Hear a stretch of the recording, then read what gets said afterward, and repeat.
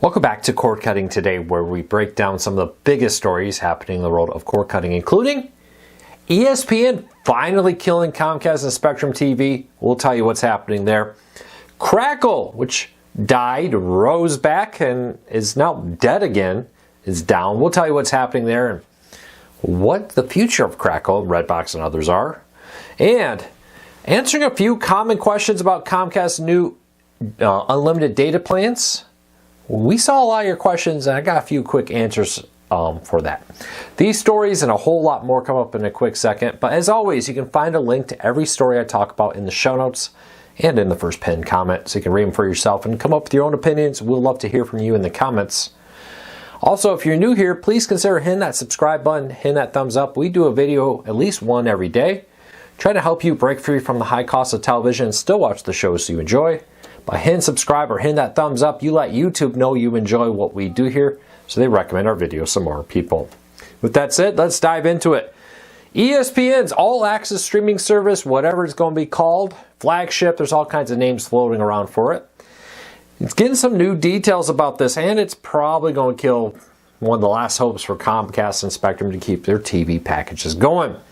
Now, a few things. ESPN's head gave an interview here and a few interesting things. Stuff we already knew, confirming that like all the main ESPN channels, including SEC and ACC network, will be included. But one of the things we heard for a while is multi-view would be included. But during the interview, he confirmed that not only will it be included on the Apple TV app like we're used to now, but it will also be across all platforms, including at least smart TVs, it seems, like Roku, Fire TV, and more. Exactly how that will be implemented, how it will look, is unknown. With this, when this service comes out, a newly rebuilt, refreshed ESPN app will come. This new streaming service will be built into the ESPN app on your phone, tablet, the like, plus smart TVs, Fire TVs, Apple TVs, Google TVs, Rokus, and the like. You'll be able to get it there. They also confirmed that they are still on track for the proposed fall launch. It's been long reported that they are trying to get this live before the start of the college football and NFL football seasons. So look for this probably sometime in August would be my guess. Probably later August than earlier. Though we could be surprised. They could try to slip it out in June to try to get a soft launch of it. Details are still thin, but this is a disaster for Comcast and Spectrum. You know, we talk about this a lot. There are two things that keep these traditional cable TV networks going, even things like YouTube TV, Fubo, Hulu, and more. That's sports. Well, now you're going to get a sports streaming service from Fox later this year. Details are still thin on that one. But you're also going to get this ESPN package. Increasingly raises questions, right? If I have an antenna, I have ESPN, I have the Fox service. Can I get my sports I want cheaper than I would through other platforms? May not be the answer for everybody, but it's going to be an answer for a lot of people when you throw in an antenna to get you local channels. We'll keep an eye on this, but Comcast and Spectrum, I guarantee you, are not happy about this, even though ESPN says, hey, don't worry. Cable television customers are going to get this access to this anyways. If I was Comcast, I'm like, yeah, but they already have access to these networks through our packages. We'll keep an eye on it, but I think this is going to definitely have an impact on Comcast and Spectrum, YouTube TV, Fubo, Hulu, and others. All right, remember Crackle, the free ad-supported streaming service? It was a groundbreaker when it first launched, bringing premium free content to you with ads to support it. Well, last year it shut down as its parent company, Chicken Soup for the Soul, who now owns it after buying it from Sony, declared bankruptcy. Briefly in late March, we broke the news that Crackle was suddenly working again, and you could watch content on the apps that still worked and through the website, but there were no ads on it. And if you watched the video where I covered that, you may have noticed I said, I think this is a mistake. That for whatever reason, at some point they were paid off enough of their Amazon AWS bill maybe, or whoever they were hosting through, that they turned the hosting back on.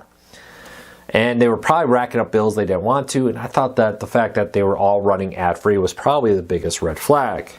Now, I think somebody noticed, or maybe they just ran out of their bill again, but Crackle is no longer working. The website's there, some of the apps still work, but the when you go to play something, they no longer work. Now, a judge has ordered Crackle, Redbox, and other assets of Chicken Soup for the Soul Entertainment to be put up to auction. No word on exactly when that is, but hey, who wants to buy some streaming services? Anybody want to own Redbox? What about Crackle? You may have your chance now, but better go check under the couch for some change. It'd be interesting to see how much Redbox goes for. It does have a name, but what kind of reputation does it have now after everything that happened? We'll see what happens there.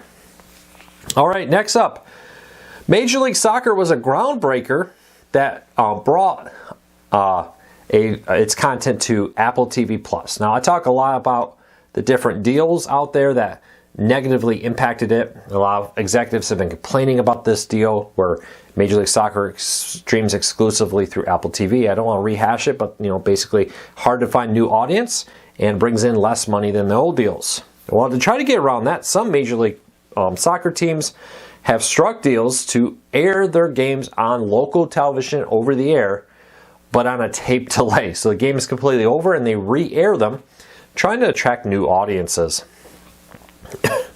Not a good sign. I'm sure executives from other sports leagues are looking at this and saying, do we really want to go 100% into streaming? It's one thing for the NFL to go bring one game here and there to Peacock, have Thursday night games on Amazon, versus every game has to be behind a paywall of a sports league. Remember, Apple tried to get Pac-12, but they kind of were like, we don't really want to go to Apple. We'll keep an eye on this, but if you're a Major League Soccer fan, you may have a way to watch it for free if you're willing to wait. All right, the FCC in our next story is cracking down on what they call fraud. They accuse 7 individuals of taking money for their E-rate program, which is designed to help bring internet to low income through places like schools and libraries.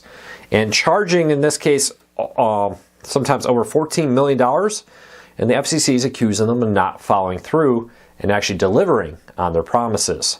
So because of this, they're blacklisting several programs. This was first launched in 1996 as the telecommunication, formerly as the School and Library Universal Service Support Mechanism. That's a mouthful.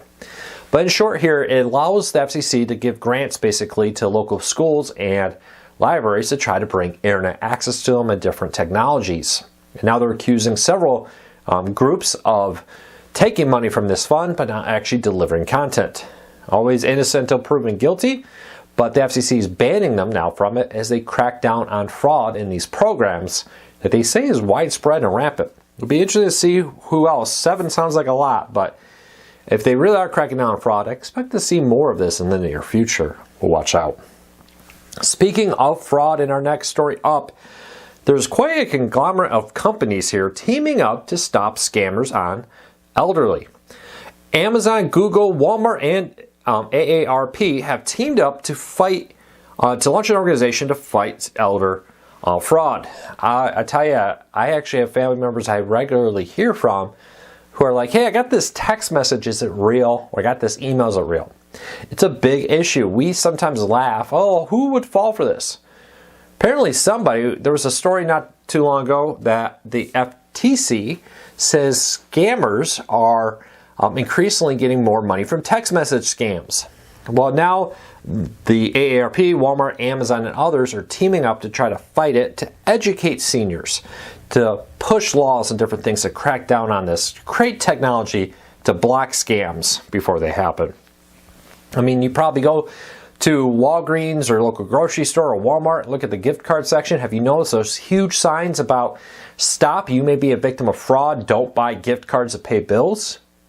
They're doing that because a lot of people do it. I had a friend that worked as a cashier at a major grocery chain here, and he talked about one time he was at the checkout lane and an elderly lady came in and was very nervous, very concerned, on the phone buying a bunch of gift cards. And he was like, what's happening here?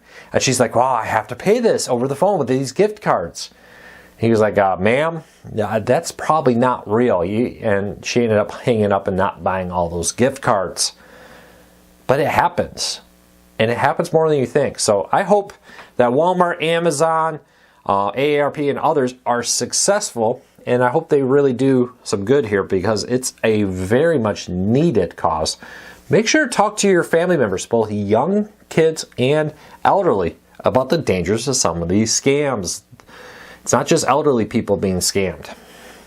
All right, and lastly, in our last story of the day, it's hard to believe, but Amazon's Fire TV is now 11 years old this week. 11 years ago, April 12th, 2014, Amazon launched its first Fire TV box. I got one of them in my storage room here. $99 set-top box rival Apple TV and Roku, way before Google TV and others hit the market. Amazon became the third major player in streaming at a time where cord cutting was still very much a fringe movement. Streaming was very much a fringe movement. For a long time, a lot of gamers used their gaming systems to stream, but it really wasn't until Roku launched, or Apple TV and Roku, and then Fire TV launched, that streaming to your television became widespread. I remember starting when Netflix started to do streaming by connecting an HDMI cord to my laptop to my TV to watch it. It's been a long time since I've done that, but that's how I started streaming. What did you start with? What was your first streaming device? Leave me a comment, let me know. Well, that's it for today. I hope you have a fantastic day. Happy Thursday if you're watching this when I post it.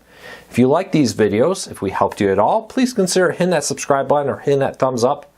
Doing one or both lets YouTube know you enjoy what we do here, so YouTube recommends our videos to more people. Until next time, take care, be safe. I'll talk to you all again real soon.